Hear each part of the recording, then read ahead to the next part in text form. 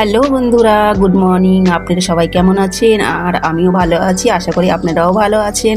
তো আমি ইউপি থেকে ব্লগ বানাচ্ছি। চলুন আপনাদের জন্য আমি আরেকটা নতুন ব্লগ নিয়ে চলে এসেছি।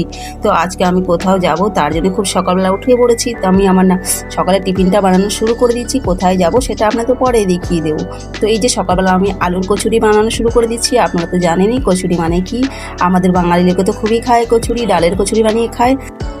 হ্যাঁ, আমি পোস্ট অফিসে চলে এসেছি মেয়ের আধার কার্ড বানানোর জন্য। যেহেতু মেয়ের স্কুল থেকে আধার কার্ডটা খুবই দরকার বলে বারবার স্কুল থেকে বলছে আধার কার্ড জমা করো।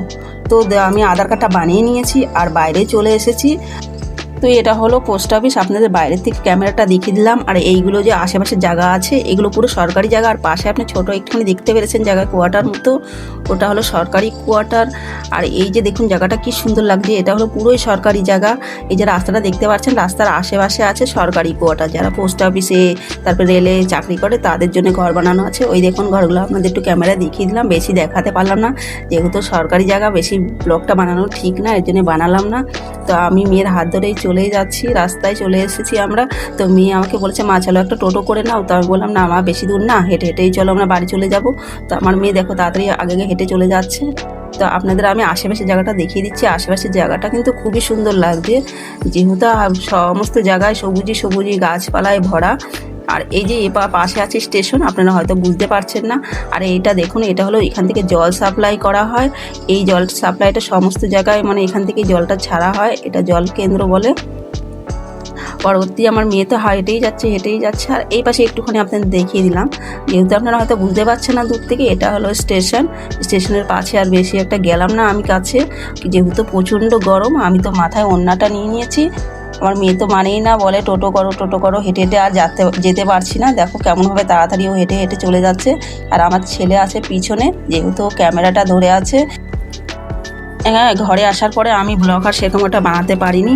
তো আসার সময় আমি একটা ঝাঁটা কিনে নিয়ে এসেছিলাম, যেহেতু আপনারা দেখেনি অনেক জল হয়ে যায়, বর্ষাকালেও জল হয়, তো আমার জল বের করা খুবই কষ্ট হয়। এই জন্য একটা ঝাঁটা নিয়ে এসেছিলাম, যেহেতু আগের ঝাঁটাটা আমার খুবই খারাপ হয়ে গেছে। তো একটা নতুন ঝাঁটা কিনে নিয়ে আসলাম। জানেন এই ঝাঁটাটার দাম কত নিয়েছে? 20 টাকা দাম নিয়েছে। তো সেরকম করে বেঁধে দেয়নি আর কি। তো আমি বেঁধে নিলাম। এখন এটাকে ভালো করে রেডি করে নিলাম। একটা বোতল কেটে একটু বোতলের ভিতরে ঝাঁটার শলাগুলো ঢুকিয়ে দিলাম। আর তোমার একটুখানি আগুনে গরম করে নিলাম। আগুনে গরম করলে হবে কি, যে বোতলটা না ওই ঝাঁটা শলাগুলোর সাথে একদম লেগে যাবে, তাহলে আর খুলবে না, টাইট হয়ে থাকবে। তো দেখো আমি আবার রাতের খাবারের ব্লগটা নিয়ে চলে আসলাম। রাতের খাবার বানানোর জন্য রেডি করছি, যেহেতু আমি রাতের খাবারটা সন্ধ্যাবেলা তাড়াতাড়ি বানিয়ে নিই, যেহেতু এখানে লাইটের খুবই অসুবিধা হয়।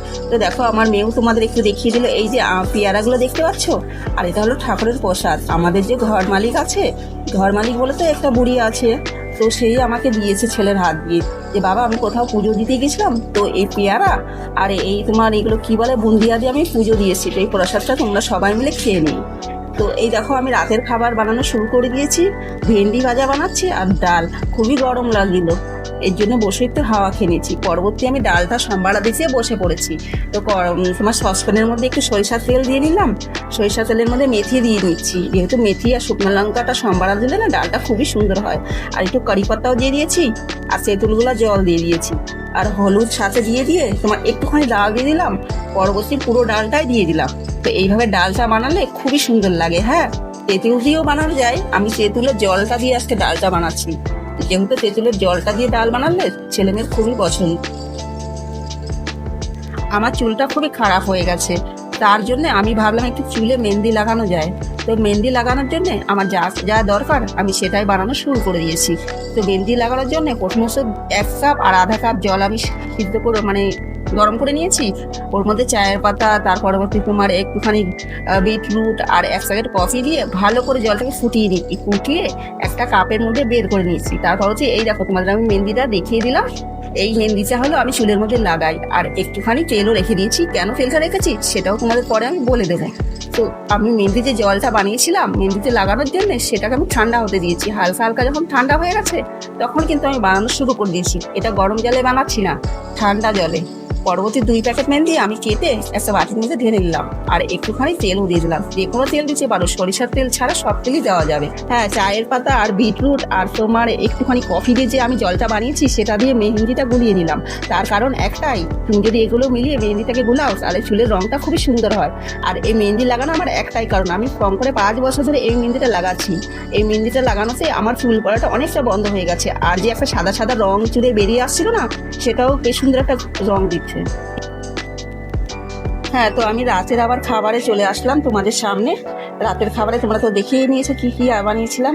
তো আমি রাতের খাবার খেতে বসে পড়েছি। আমার ছেলে মেয়ের খাওয়াটা আগেই হয়ে গেছে, আমি তাড়াতাড়ি করে খেয়ে নিচ্ছি, যেহেতু আমাকে বাজারে যেতে হবে সবজি নিয়ে আসবে। খাওয়া দাওয়া শেষ করে আমি রেডিও হয়ে গেলাম। তোমরা হয়তো ভাববে দিনের বেলা কেন যাও না, রাত্রেবেলা কেন বাজার করতে যাও? রাতে যাওয়ার একটাই কারণ, যেহেতু সবজির দামটা একটু রাতবেলা কম হয়, বেশি দূর না বাজার, 2 মিনিটের রাস্তায়, আমাদের ঘরের পাশেই বাজারটা লাগে। দিনের বেলা যদি যাই না তাহলে খুবই দামটা বেশি নেয়, এর জন্য আমি দিনের বেলা বাজার যাই না, সন্ধ্যাবেলায় যাই। 7টা 7:30টার মধ্যে বাজার করে নিয়ে চলে আসি। আমি আর আমার মেয়ে দুদিনে চললাম বাজারে, যেহেতু ঘরেও তো একটা লোকের থাকার দরকার। তো আমি ছেলেকে বললাম তুই ঘরেই বসে থাক, আমি বাজারটা খুব তাড়াতাড়ি করে নিয়ে চলে আসবো, বেশি দূর না। তোমরা আবার ভেবো না যে রাস্তাবেলা কোথায় গেছে, বাজার করেও নিয়ে চলে আসলাম। তো বাজার করে দেখো এতগুলো জিনিস আমি নিয়ে চলে এসেছি, যা যা ঘরের দরকার। 1 সপ্তাহের বাজার আমি পুরো করে নিয়ে চলে এসেছি, যেহেতু তোমাদের আমি একটা ব্লগে বলেই দিয়েছিলাম যে আমি রোজ রোজ বাজারে যাই না, সপ্তাহে একই দিন বাজারে যাই। যা যা দরকার আমি একবারে সমস্ত জিনিস নিয়ে চলে আসি। আমার ঘরে চুয়া খুবই উৎপাত করছিল, যার জন্য একটা চুয়া দাঁড়িয়ে রেখেছি, তার মধ্যে একটা চুয়া ফেসে গেছে। তো আমার সারাদিনের কাজকর্ম হয়ে গেছে, বাজার ঘাট হয়ে গেছে। তো দেখো রাত 10:30 বাজে, এখন আমি বসে বললাম মেহেন্দি লাগাতে। যেহেতু আমি দিনের বেলা মেহেন্দিটা লাগাই না, যেহেতু আমাকে যেখানে সেখানে যেতে হয়, অনেক কাজকর্ম পড়ে যায়, মেহেন্দি লাগালে বাইরে আমি কি করে যাবো? তো তোমরা তোমাদের ইচ্ছা মতো লাগাতে পারো, কিন্তু মেহেন্দিটা বানিয়ে একটা জিনিস খেয়াল করবে যে ওটা কম করে 5-7 ঘন্টা ভিজিয়ে রাখতে হয়। আমি বিকেলবেলা বানিয়েছিলাম, তো দেখো এখন রাত 10:30টার সময় আমি মেহেন্দিটা লাগাতে বসে বললাম। আজকের ব্লগটা আমি এখানেই এন্ড করছি। তো ততক্ষণে আপনারা ভালো থাকবেন, সুস্থ থাকবেন। আর যদি ব্লগটা ভালো লেগে থাকে তাহলে একটা শেয়ার, লাইক, কমেন্ট অবশ্যই করবেন। তো টাটা, বাই বাই।